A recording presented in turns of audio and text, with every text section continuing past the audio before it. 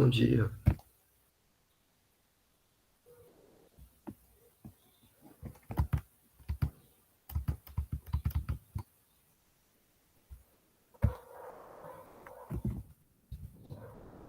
Conseguem ver minha tela? Sim. Então vou iniciar, pessoal. Tenham todos um bom dia. Meu nome é David Rodrigues e hoje eu vou apresentar para vocês o trabalho que eu desenvolvi em conjunto com a Sara, o Igor e o Gustavo Correia, que tem o título de Cálculo de Indicadores de Manutenção aplicado a colhedores de cana-de-açúcar. Esse trabalho foi desenvolvido durante o ano passado e início desse ano, com uma empresa do setor sucroalcooleiro do interior de São Paulo. E o objetivo era calcular indicadores de manutenção. Só um segundo. O objetivo era o cálculo de indicadores de manutenção e o desenvolvimento de uma plataforma para visualização desses indicadores de uma forma facilitada pela equipe de manutenção. Aqui, nesse encontro hoje, eu vou focar nos indicadores que foram calculados. Justificativa para o trabalho. As colhedoras de cana, elas desempenham um papel chave na cadeia produtiva de uma indústria do setor. Então, manter que o funcionamento dela o mais eficiente possível, né? Garantir que ela tenha a função requerida durante a maior parte do tempo é primordial para que toda essa cadeia não seja corrompida. Então, como uma ferramenta, como um recurso para a equipe de manutenção da empresa tomar decisões mais assertivas, estamos calculando esses indicadores. Então, quais que são os objetivos? Calcular os indicadores para cada colhedora, obter os sistemas das ordens de serviço. As ordens de serviço, elas possuem um campo chamado de descritivo, que relatava de uma forma concisa, que relata de uma forma concisa qual o erro, né? Qual que foi o chamado daquele equipamento. Então, qual que foi o nosso objetivo? Através desse texto, tentar extrair qual sistema que falhou,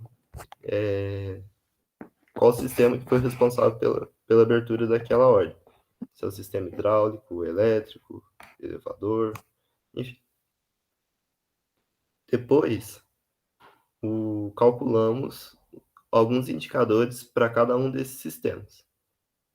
E também, uma coisa que era de interesse era verificar a evolução dos indicadores de acordo com o ano de uso do equipamento. Por exemplo, no primeiro ano de uso do meu equipamento, qual que é o MTBF, em média? Qual que é o MTTR? Assim em diante.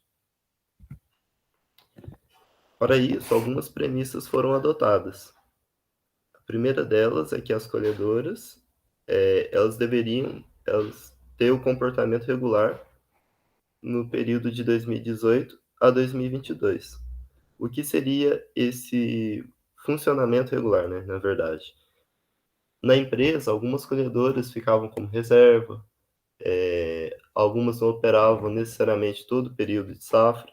Então, esses casos especiais, eles foram, numa decisão, né, tomada em conjunto com a empresa, descartados.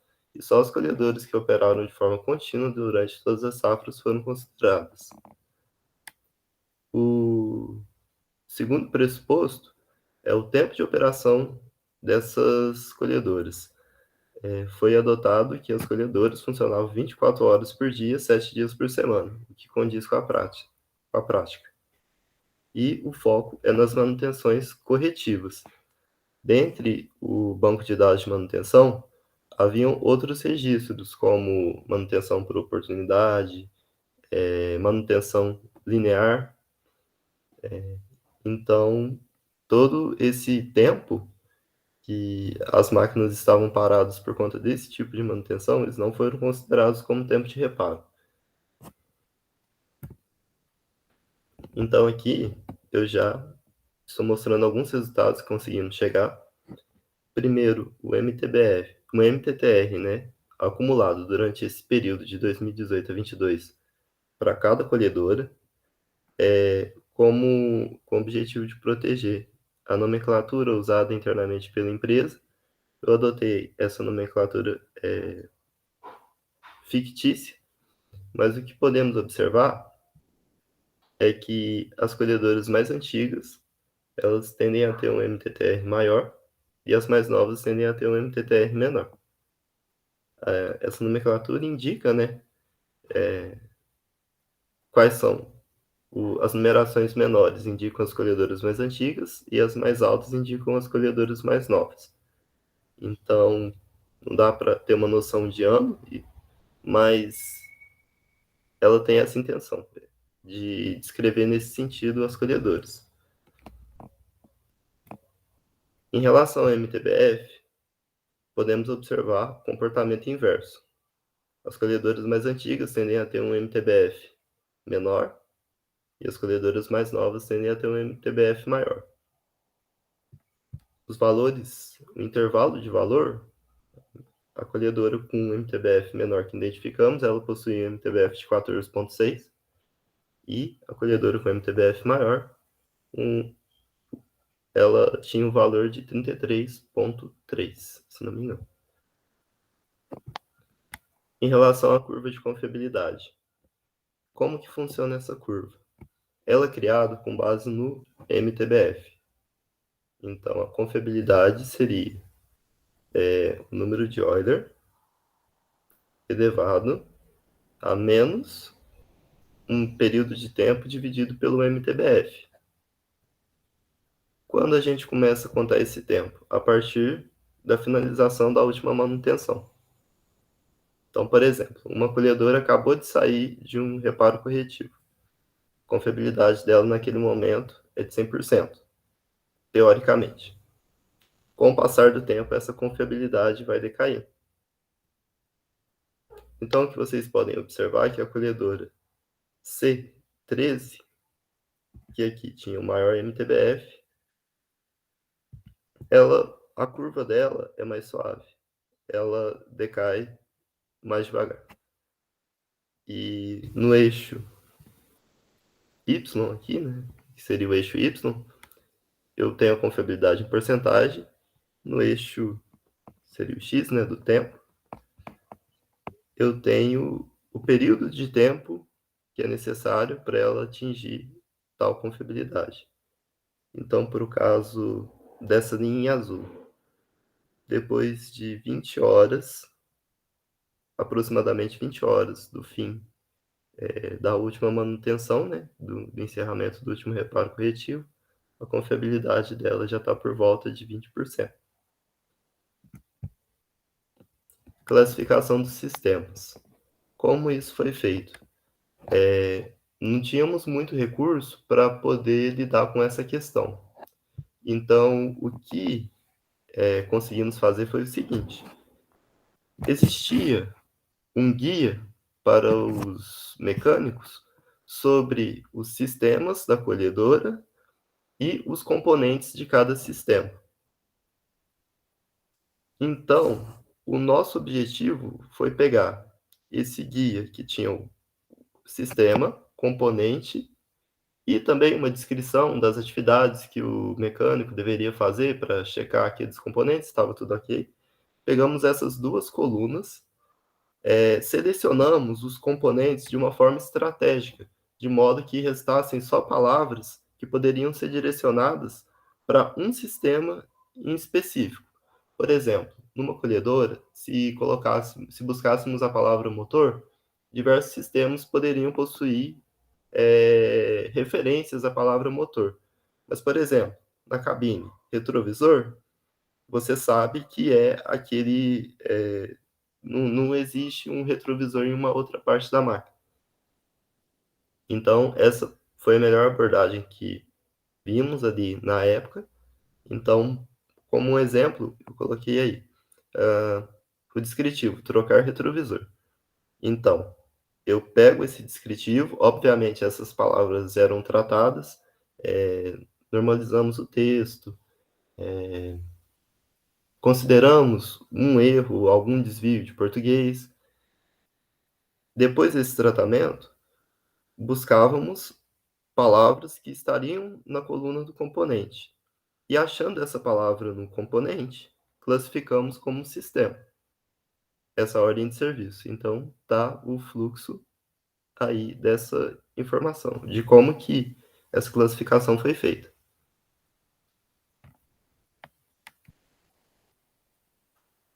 Aí aqui temos os indicadores por sistema. Então, palavras que potencialmente se associam com o sistema de elevador, ordens de serviço, né, na verdade, que potencialmente estão associadas ao elevador, elas têm um maior destaque, seguido por rolos. Obviamente, deixamos as limitações dessa classificação bem clara para a empresa. E o número de ordens de serviço que conseguimos classificar com essa abordagem foi de 59%.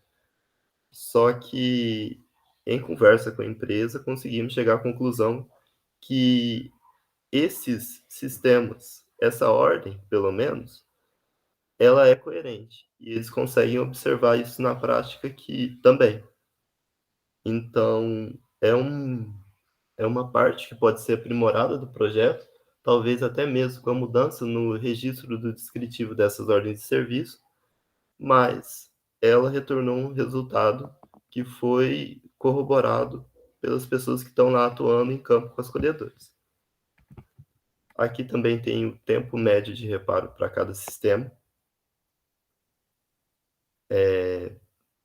Uma coisa interessante de se pontuar é que o MTBF ele não foi calculado por conta desses vazios, talvez, das OS que não conseguimos classificar.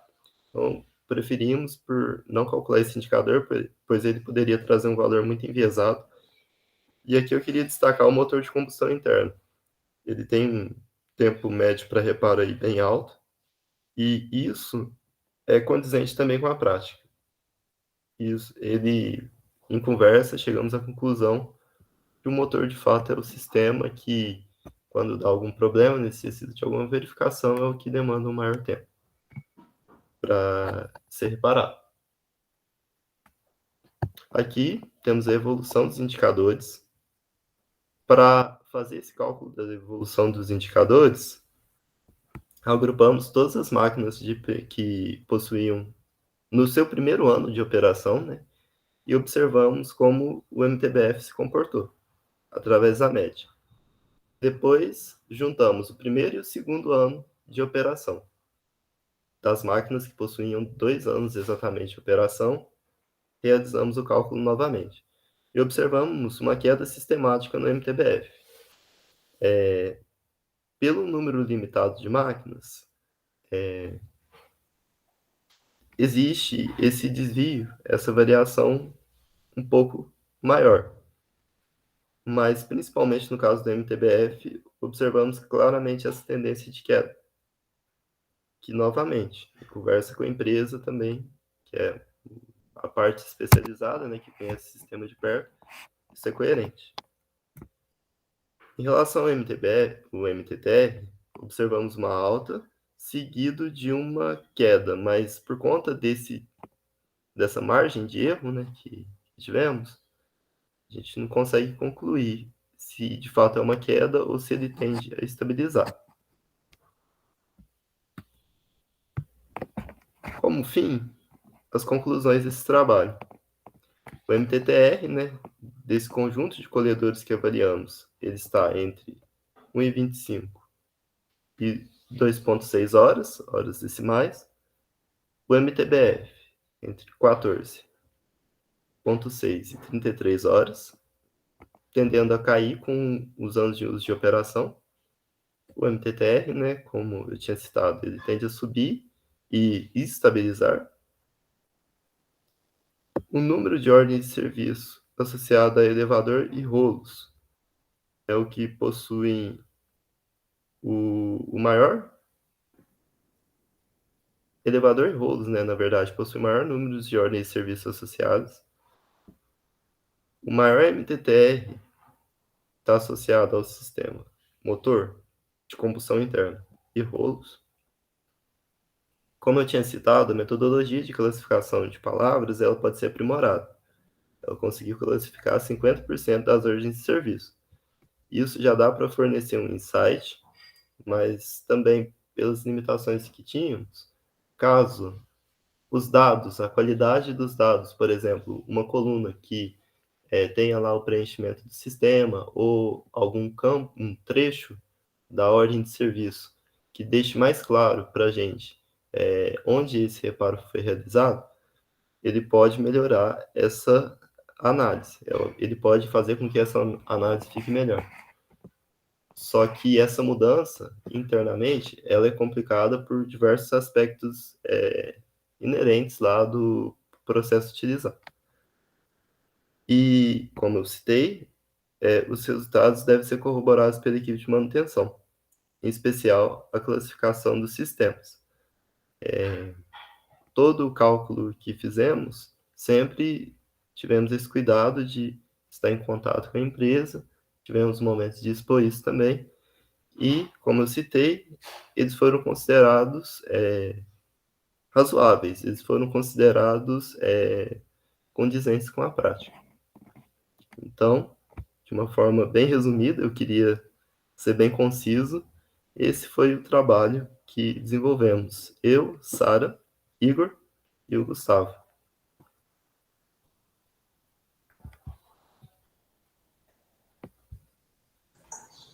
Perguntas? Oi, David, ficou bem legal o trabalho, parabéns. Como que vocês que coletaram os dados ou vocês pegaram algum banco? É que eu não sei como é que foi o trabalho direito. Ah, sim. Uma boa questão, eu tinha esquecido de comentar. O banco de dados foi fornecido para a gente com diversas... como que eu posso falar? Não só os dados do banco de dados foi fornecido para a gente. Eles também, mas diversos conteúdos que podíamos extrair informações. Inclusive esse PDF, né, do checklist usado lá pelos mecânicos. Então, tivemos sim os dados das ordens de serviço fornecidos para analisarmos, mas também tivemos outras informações. Tudo que poderia ser útil, agregar no projeto, foi fornecido para a gente. Ah, legal, legal. De nada. David, bom dia. Bom dia. Muito bom trabalho aí. Eu trabalho também na área de manutenção com equipamentos móveis lá na Mosaic e a gente encontra muito isso, né? Uma das perguntas que eu queria fazer para você aí, até para complementar, visto uma realidade que eu vivo lá, é que com o tempo os equipamentos vão caindo de produção. E você pode ter uma manutenção muito bem firme, mas você não vai conseguir eliminar o fator tempo, né? E o que isso causa na frota.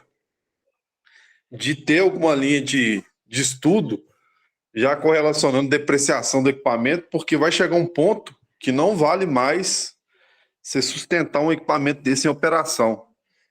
Por que eu coloco isso? Hoje, eu tenho uma frota lá de basicamente 8 anos e os custos de manutenção só estão subindo. Por mais que eu trave a minha manutenção no ótimo, o custo só vai subindo, né? Alguma forma de correlacionar isso, ela fala assim, não, cara, até aqui vale a pena continuar com o equipamento, daqui para frente você está sendo, entre aspas, aí, burro. E isso não tem hoje, né? Eu vi que você colocou isso muito claramente aí, essa questão do MTTR e do MTBF, né? Que isso vai, num caso, subindo e outro descendo, para trazer para a minha realidade, entendeu? Mas é muito bom aí. Eu pensei automaticamente lá na minha realidade hoje e tive essa ideia aí de tentar travar com essa questão de depreciação para mostrar para a empresa que não vale a pena você investir agora para trazer equipamento novo do que continuar com isso, entendeu? Mas muito bom aí, só complementando mesmo. Esse ponto de vista é bem interessante. Recentemente eu participei de uma discussão parecida com isso, e assim, não de um ponto de vista técnico que eu estou comentando, pensamentos que eu tive. Uma forma, talvez, de evidenciar isso seria exibir o número de paradas, a evolução do número de paradas do equipamento e correlacionar isso com o custo. Então, por exemplo, no primeiro ano, meu equipamento teve, sei lá, 100 paradas e o custo de manutenção foi R$ 10.000. Enfim, não uma colhedora que eu estou falando. Depois de 5 anos de operação, meu número de paradas subiu para 200 e o meu custo de manutenção subiu para 100 mil, por exemplo. Então, talvez, através do número de paradas relacionado, né, associado de alguma forma com o custo que essa manutenção está trazendo, o custo da manutenção, seria uma boa métrica para exibir para uma parte, assim, para um diretor, enfim. Mas, fatalmente, esse trabalho, ele é necessário, né, associar os indicadores de manutenção com o fator de custo. E isso, às vezes, tem algumas empresas que são meio que fechadas, né? Os dois setores atuam de uma forma separada. Isso pode ser um complicador. Isso. É mais fácil acusar que está tendo falha na gestão, né? Do que propriamente eu precisa fazer um investimento aí, porque já chegou no limite. Exato. O Frederico, bom dia. Bom dia, pessoal. Bom dia.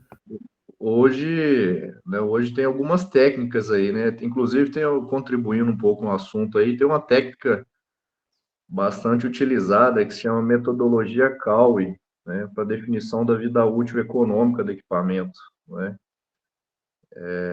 Outra ferramenta bastante utilizada também é o Life Cycle Cost, né? Muito utilizada aí nesse tema também. É um assunto interessante e que vale investir, né? Porque realmente chega uma hora que não vale a pena mais você continuar investindo em manutenção do equipamento, né? Convém, é muito mais lucrativo aí para a companhia estar efetuando a troca desse ativo. Boa. Positivo. Legal. Positivo, Nick. Obrigado aí. Cara, e assim, minha visão, tá? De quem tá dentro. Eu não sei se é negligência, se de repente é falta de um olhar mais crítico, mas, cara, até as aquisições que são feitas no sentimento. Nada é balizado tecnicamente, igual essa questão que eu estou discutindo, né? Essas ferramentas que você propôs aí para subir. O que você está precisando aí? Estou precisando de uma escavadeira, né? E por quê? Não, porque uma aqui está chegando no final da vida útil, mas não tem nada que suporta isso tecnicamente. Eu vou até pesquisar a respeito dessas ferramentas que trabalham também naquela linha lá da curva da banheira, né?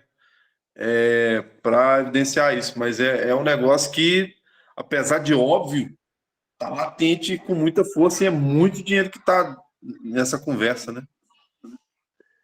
Isso, é uma técnica, na verdade é uma técnica, ela se chama custo do ciclo de vida, e do inglês ela vem, né, Life Cycle Cost, né, com isso aí é possível determinar o momento ótimo de substituição de um ativo. O legal aí, o interessante é que ele associa aí toda a vida, a questão aí da vida física do ativo, né, e ele relaciona isso a parte econômica, né? Insere a parte de custo aí no meio também, porque afinal é isso que a companhia quer, né? Ela está interessada no custo, né? O que ela vai ter que verbalizar aí, né? No final das contas. Então é bastante interessante, né?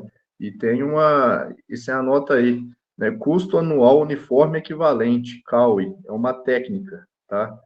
E eu espero que você consiga aí trazer bons resultados aí para a sua empresa aí, tá? Qualquer coisa aí, Repete eu para mim tenho alguma aí. coisinha aqui, depois se você quiser entrar em contato, aí a gente conversa mais. Não, sim, repete os nomes aí, por favor.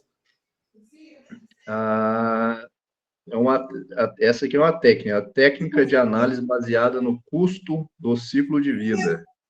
Life Cycle Cost, né? Que é do inglês. E a outra ferramenta se chama CAUE, custo anual uniforme equivalente. Tá, beleza. Vamos sim, Beleza? depois me passa seu contato aí. Falou, beleza. A gente tem amizade em comum aí com o Igor Santiago, com certeza, né? A gente pega o liquidinho um do outro aí e já era. Beleza, obrigado aí. Falou, falou. Nesse trabalho eu fiquei mais direcionado a essa parte desses indicadores mais básicos, mas eu vou pesquisar também porque eu achei bem interessante a proposta desses indicadores, Nicolas. Muito obrigado aí por compartilhar isso com a gente. Interessante que já abre o de pesquisa da gente aí. Ó. Sim. O projeto, quem quiser fazer também. O Fábio ele levantou a mão? Sim, David, legal, parabéns aí pelo trabalho, tá? É bem legal ver uma aplicação prática, assim, né? E a minha dúvida é a seguinte, um problema que vocês tiveram aí foi como classificar, né, as ordens de serviço, associar a cada sistema em função de pouca informação ali que tinha na ordem, né? Isso gerou uma modificação de procedimento na empresa, de forma a gerar ordens de serviço mais estruturadas que permitam no futuro uma análise melhor desses dados, que seja mais fácil de extrair essas informações? Excelente pergunta. Essa limitação ela foi exposta à equipe de manutenção juntamente com o resultado, né, prévio que ela trouxe. Deixamos claro que uma estruturação melhor desses dados poderia trazer um melhor resultado. E o que foi dito é que já há movimentos dentro da empresa para melhora no registro dessas ordens de serviço. O fluxo desse registro ele pode mudar, mas é uma demanda, é um trabalho, né? É um projeto que vai exigir um pouco mais de tempo. Então, o que fizemos? Nós, né, todos que faziam parte também do projeto, Sara, eu, Igor, Gustavo, propomos algumas melhorias que poderiam ser feitas no registro, de tal forma que ficaria mais fácil de separar essas ordens de serviço depois. Então, tinha melhorias que versavam apenas sobre na escrita da ordem de serviço. Teve uma sugestão para a criação de uma coluna nova no banco, com vários níveis de complexidade diferentes, tendo em mente também que não é fácil implementar uma mudança de software ou uma mudança de procedimento. Então, isso foi repassado, sim, para a empresa, e a adoção ou não agora vai ficar a critério deles. Isso foi passado até mais antes, né, um pouco do fim do projeto. O banco de dados de vocês era muito grande ou tem ideia assim, de quantos registros, mais ou menos? A minha dúvida é assim, ó, por exemplo, nesse caso dessas 41% aí de ordens de serviço que vocês não conseguiram classificar, chegou a ser feito um retrabalho manual, assim, de tipo, o pessoal dar uma olhada para tentar eles mesmos classificarem quando vocês não conseguiam fazer isso automaticamente? Infelizmente, isso não foi possível porque o nosso banco de dados, mesmo após o filtro, a remoção dos dados duplicados, ele tinha a ordem de dezenas de milhares de dados de registro. Sim, não era viável. Sim. Os dados brutos deram 150 mil linhas, pra você ter ideia. Era coisa absurda. Mas essa questão dessa mudança aí, isso deu uma confusão para uma mão de obra. O pessoal de empresa grande aí sabe que é resistência para mudança, né? Mas estamos brigando lá ainda. Acho que até o fim do ano a gente consegue implementar essa mudança no sistema deles.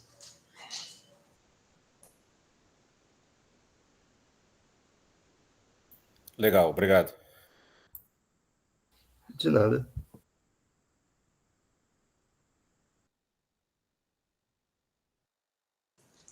Quem mais?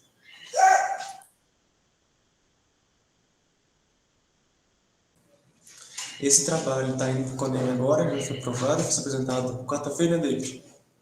Isso. Quarta-feira. Uma outra versão anterior dele foi feita pela Sara, publicada no CONEM ano passado. Esse é um dos projetos de maior sucesso do GEI. Está rendendo excelentes frutos aí. E tem muito campo de pesquisa para a gente continuar a desenvolver. Muito interessante, muito bom. E esse ideia surgiu também dentro do GEI. Quem começou foi o Gustavo, que é um membro aqui da época do Minas Cavernas do GEI. Logo que a gente começou. Lá da época que o David começou também, né, David?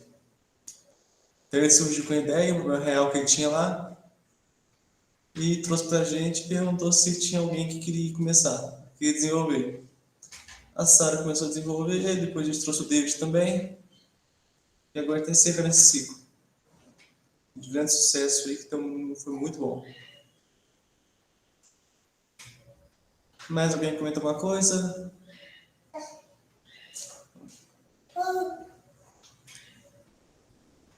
Então, gente, muito obrigado, David, pela excelente apresentação. Obrigado, Sara, também, que metade do sucesso do David nesse todo esse trabalho, todo esse artigo publicado também. E muito obrigado a todos vocês por presença, bom fim de semana e até semana que vem. Eu só queria agradecer a presença de vocês aí, sábado de manhã, para me ouvindo. Muito obrigado pela presença de todos. Nós que agradecemos. Boa semana aí para todo mundo. Obrigado aí, parabéns, David. Tchau, pessoal. Valeu, pessoal. Um abraço a todos. Bom final de semana. Bom final de semana, pessoal.